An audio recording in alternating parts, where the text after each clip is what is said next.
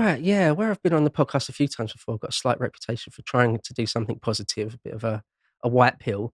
Um, and I thought I really want to just address the issue of um, confidence. I think it's extremely important, arguably one of the most important issues of our time. If we're engaged here in some sort of culture war, I think people's confidence is a giant thing. You're only defeated if you believe you are.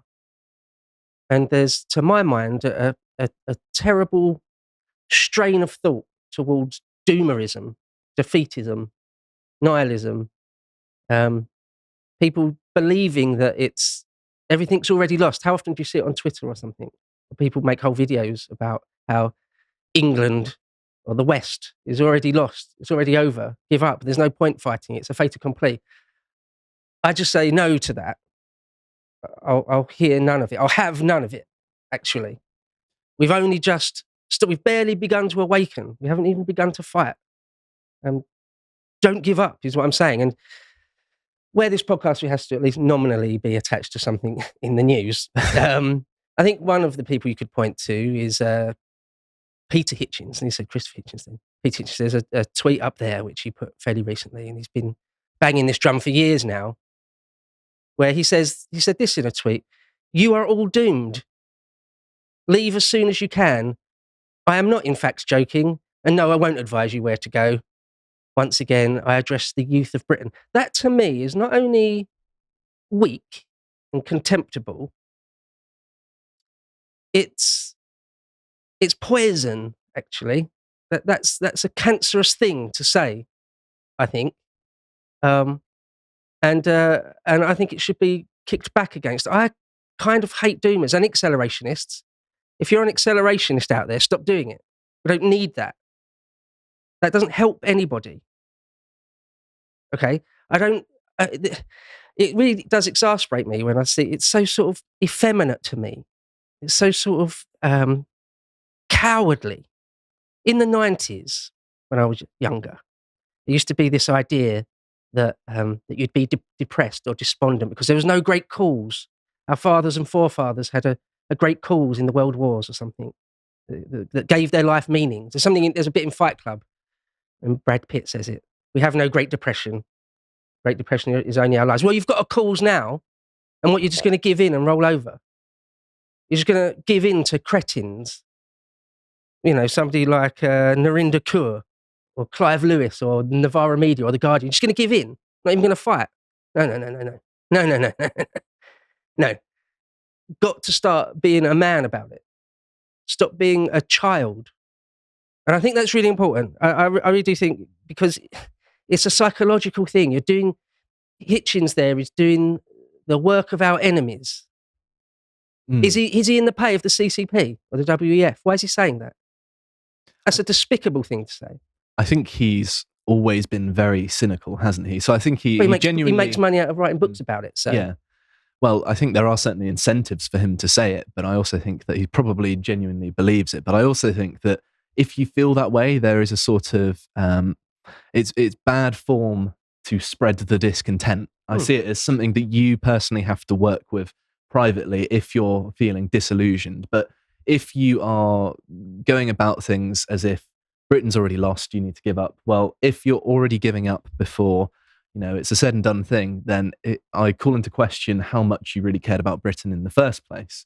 Like, I have this notion of being sort of a captain on a sinking ship. You've got to be the last man on the boat before it sinks, because you won't be able to live with yourself if you potentially abandoned people under your watch. And I see that, although, I don't necessarily have any position of authority to say these sorts of things, I still feel an obligation to the people who live in Britain, particularly the people who I grew up with, my family. I've got everyone I know and love is in this country. And if you're giving up on everyone you know and love, which is effectively what Hitchens is saying, and the Englishman not yet born. Yeah. And so what are you left to live with? Are you just going to be some sort of economic mercenaries hopping between different countries before they, inevitably backslide into some sort of collapse? Isn't prepared to tell you. Mm-hmm. He doesn't necessarily say where to go, He's what to do. explicitly saying he's not going to tell you, is he? Yeah. Because he's out of ideas. That's what it is. He's out of ideas. I mean, I wrote an article about this. If you want to bring that up, John, where I put it a bit better rather than just a rant. It's actually put in better words. Where there's something worth fighting for. It's worth fighting for, even though you think it might all be lost. Even if you really think that, and you want to have an endless pity party for yourself. Okay, but like keep it down though, because lots of us still want to fight on. But you're just destroying morale. We need morale. Also, there's the sort of Pascal's wager element of, well, what if you're wrong about your analysis that we're all doomed? And then will you be able to live with yourself if you gave up and then eventually things actually come around and things improve? Well, I would say that would be a very difficult thing to swallow if you just gave up at the slightest sign of hardship. Mm-hmm. What are you going to think of yourself? Yeah. Just fight back. It's always worth fighting back. Always. Mm-hmm. I've been in a number of fights in my time, and one time I didn't fight back when I was 13 or 14. It wasn't a terrible beating, but I didn't fight back. And the shame of that afterwards, the shame of it, if we completely lost our country, we're completely replaced in our own country, all of our heritage, because they're coming for everything you hold dear. They're going to burn it down, and you didn't do anything. You didn't stand up. You didn't say anything. The shame of that. Well, I won't have it. I just don't. I don't think people. How can you live with yourself? But people. I mean, Academic Agent recently published a book, Prophets of Doom, where he talks about people like Toynbee and Carlyle and Spengler and all their prophecies of doom, reveling in it, wallowing in it. Disgusting. Now, it's exactly what we don't need. In World War II, for example, if you were sort of pro-Nazi, or in many times of war, if you were sort of openly seditious against the cause, that was a terrible thing. That was a terrible crime, really. And now it's sort of fashionable. It's sort of something cool that most people do on Twitter or something. I find it sickening. I mean, really, really, really sickening. Kenneth Clarke, the art historian, not the politician, the late Lord Kenneth Clarke. Not the former mayor of London. No, because there's two Lord Kenneth Clarkes. There's the one that used to be Major's Home Secretary, and then there's the old art historian, the father of Alan Clarke. And he said, I've said this before, and I've said it again, I'll keep banging this drum, but he said that a civilization, a culture can destroy itself through cynicism and despondency just as much as through bombs. Well, he's absolutely right. If history tells us anything, it's that whole nations, whole cultures, whole civilizations can be destroyed, can implode, simply through a lack of confidence, simply through doomerism. I very much agree. Yeah, I think that we shouldn't be giving up. I think that if you're giving up at this hurdle, then there are serious questions about who you are and your character. Richard, you've been very, very quiet. And well, I was just thinking, what you've got to give people something to fight for. If you have nothing to fight for, and I don't think the youth are being given things to fight for. They don't know what this country really means. You're talking because you know history and you have it in your blood. But I think the youth of today, again, like with the water, they've been poisoned. And we have this woke agenda. We've seen the slow march through the institutions in which the students were poisoned who became the teachers and the lecturers who are now poisoning and passing this agenda on, in which all our traditions and cultures in this country are being, as you said, are being told that they're no good. And Hitchin is advising people to leave. But I agree with you that, personally, this country is an amazing country. I am incredibly proud of this country. We have done some amazing things. That said, a lot of what we think about the history in this country is all very different than the textbooks actually tell us, because there is a great awakening happening, and a lot of what we've been told is not actually true. And but that said, it is still a noble and honest country. We are honourable people, and we have given the world so much. And like the countryside, we're all being blamed for it. We are the inheritors of 1,000 years of glorious tradition. And just because some leftists lie about it, at least by omission, well, it shouldn't stop. Anyone can read a book. There are plenty of based or based adjacent historians on YouTube. It can be found. But you make a good point where that lots of people say, lots of doomers and accelerationist types will say, well, there's nothing I can do. What can I do? Well, I would say that one man, even one man, let alone a few thousand, with a righteous cause and a fire in his belly, can do unbelievable things. Again, history has shown us time and time again that really a small cadre of men can change history, can pivot it on a dime even. And so I would say to give some people something to cling on to, something to stand opposed to the doomerism of Spengler or something. There's somebody called James Stockdale. A lot of people probably never heard of him. There's a picture, John, of Admiral James Stockdale. That's Kenneth Clark, the Lord Clark. The next one. Well, there you go. There's Admiral Stockdale. And he was he won the Medal of Honor. He was a prisoner of war in Vietnam in Hanoi Hilton for 8 years.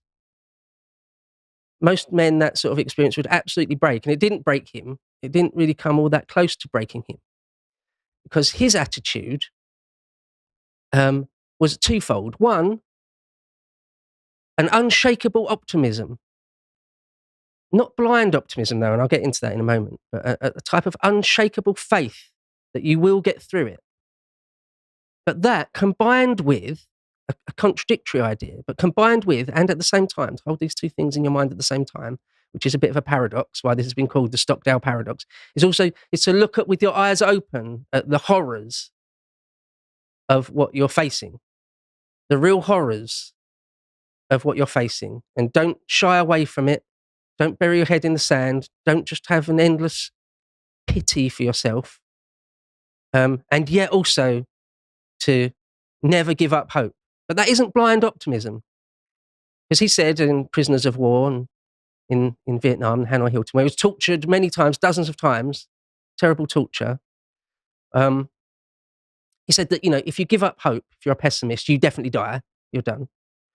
But optimists also die. If you have a blind optimism that you're going to be home by Christmas, and then when you're not home by Christmas, you die of heartbreak. You can die of ennui. Your will can be so profoundly broken that it physically breaks you. That's certainly true. Whereas Stockdale Paradox, is something you can cling on to. It seems to have worked. I take solace in it. That combination of two different things, which are a bit contradictory, is never give up. Don't even dream of giving up. Don't entertain it for a moment. And yet look with clear eyes upon what you're confronted with. Don't shy away from it. I think that's an incredibly powerful mindset.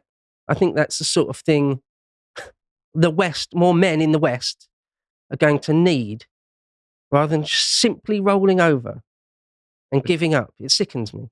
But you need to have something to hang all of that on. And I think that's the problem that we have at the moment, is that all those things that you intuitively are hanging that principle of not giving up, that wartime spirit, if you like, has been so eroded that youth of today don't know what you're talking about.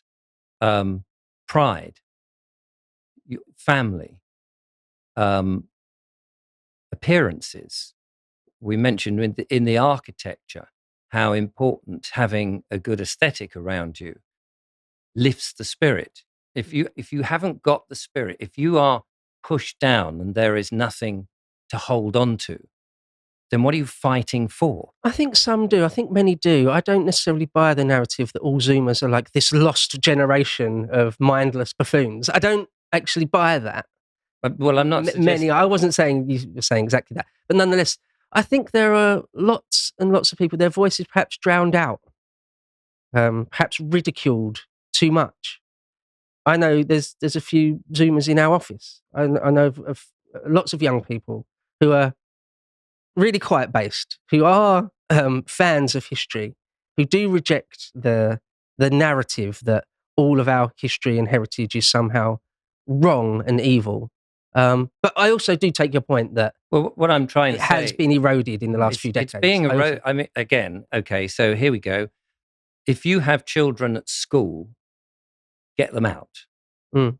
The state system is killing... Homeschool, if you can. Absolutely agree with you there, is Richard. killing your children. Yep. They're teaching 4-year-olds how to masturbate.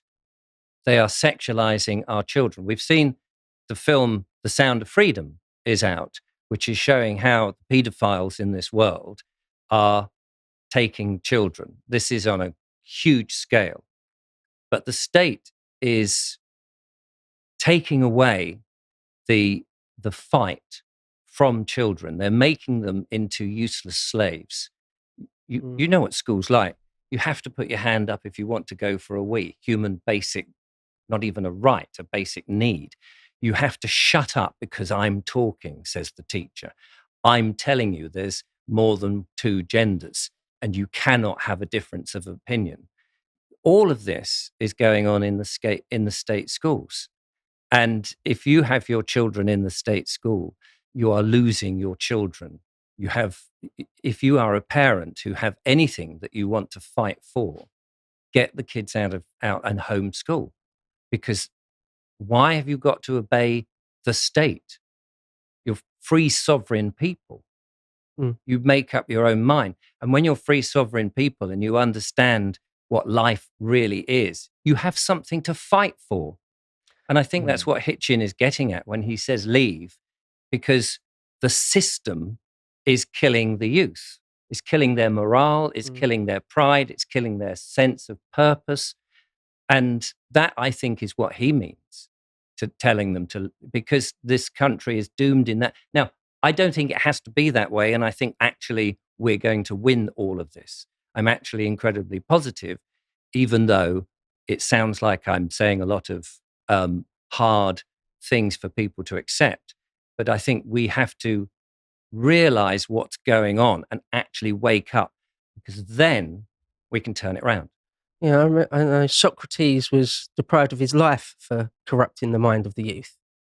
And I believe that is what Hitchens aims at there, to corrupt the morale of the youth. A terrible crime, in my opinion. But one last thing I'd like to say before we have to move on, because time's getting on, is that I think maybe the real battleground isn't necessarily the children. Of course, it is one of them. But it's here and now. It's for the men of the West, for the men of our times to stand up now, not to leave it to the children that will in the next generation or the Zoomers, but for the men of today to start manning up and standing up.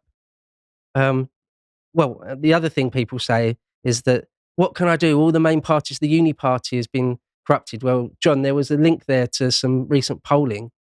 And although I'm sort of quite openly a partisan for reform,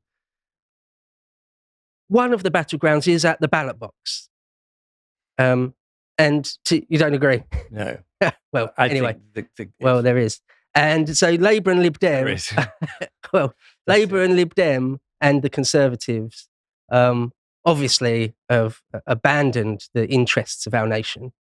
Whereas at least Reform have got some policies like net zero migration, to do away with, to have no dealings whatsoever with the WEF, various things. And there's some hope there, and there'll be parties in the future which will have perhaps even more harder line policies. And so if I could say anything, is to not vote for the main 3 parties, or the Greens, of course. I would be very surprised if our audience were considering voting Green, to be honest. Right, yeah. I mean, it doesn't have to be Reform. It could be, Lawrence Fox's party, or the English Constitutional Party, Or because if you abandon the ballot box, then what, you're just hoping for a violent revolution then? Why violent? What, a non-violent takeover of Whitehall and Downing Street and the Parliament buildings? That's They non-violent. are the whole What are you government talking system. about? The government system is rigged. Yeah. It's had its day. It's over. Or all government. The current system of government that we have is finished. So what do you recommend? I recommend that we turn our backs and we go back to communities, that we, the people, grow up, as you say, man up. And instead of acting like children and asking those people to sort things out for us, we sort them out for ourselves. There are more of us than there are of them. We need rules and laws. We can't have anarchy, old-fashioned. Well, an anarchy of the version of anarchy that says it's violent, not true anarchy where you're self-rule. I think you're going to see it in our lifetime. Won't they come for you in those communities? Would the police and the Home Office just allow those communities to exist? The police have families. Every policeman and woman has a mother and father. They may have children. Same with the army. Once you start seeing communities actually work, I think people are like water, that they will find the line of least resistance and they will go where life is good. At the moment, we live under a tyrannical system. There is not a fag paper between Conservative and Labour. I can't see how Reform or any of those are going to get in. If they do get in, they're all going to end up as puppet governments, as we've seen. They'll all be under the thumb. They'll have photographs of children attached to them. They won't be able to do what you think they're going to be able to do because the one world government won't let it. We have got to turn our backs on that system and make life. Just give up, just abandon it. That's what I'm talking about. Reform is polling higher than the Lib Dems there. It's not a complete... I'm not saying give up, am I? You're misrepresenting what I'm saying. I'm saying we're taking back control. It's our country. It's not their country. They are our servants.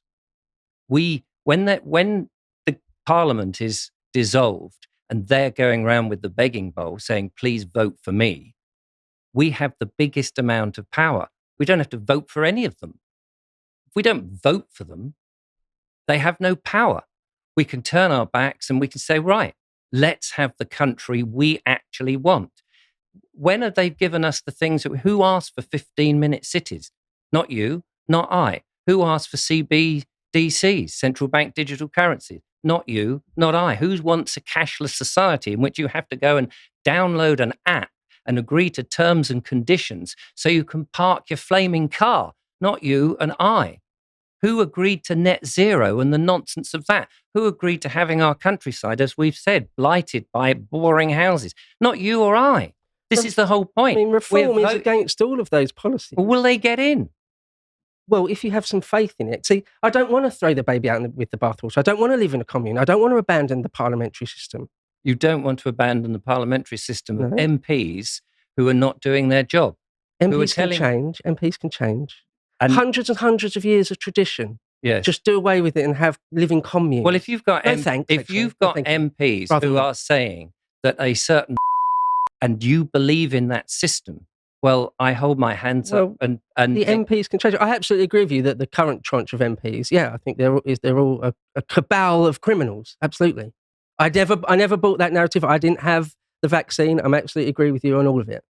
But that's the current tranche of MPs. That can be changed out the ballot box. That's my point. What if there are a whole new generation of MPs that thought as you or I did? Well, what then? What then? Well, maybe we would have a system. But I don't think that you're going to vote them in that way. That's why I say. Why not? Why? Yeah, why not? Because I think you've got to change a hell of a lot of minds. That's what we're doing right here, right now, Richard. So, okay. Well, that's what I'm attempting to do right here, right now. But good luck. Thank you.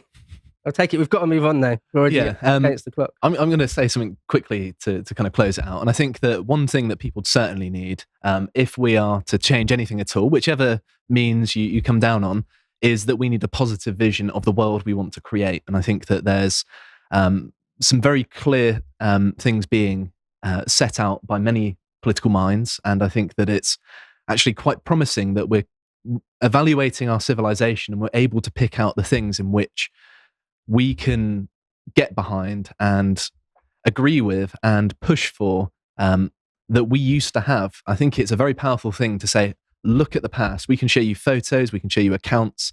This is what people used to have, and it's been taken away from you. And they're not going to tell you this. So that your quality of life at the minute, many people at home, it has been deliberately interfered with by elites, more or less. And so you could have had it so much better had we been more vigilant in defending what we took for granted at one point. I say we as in a nation, not necessarily individuals, but I think that there is a price to having a free and good society, and that is constant vigilance and being aware of what makes it good and defending those things. If you appreciated that segment from the podcast The Lotus Eaters, you can go to lotuseaters.com to get access to all the premium content that's on the site, such as the Brokenomics series, this episode on the economics of the USSR. If you'd like to find out what else is being put out, you can follow on Getter at lotuseaters_com on Getter. Thank you and goodbye.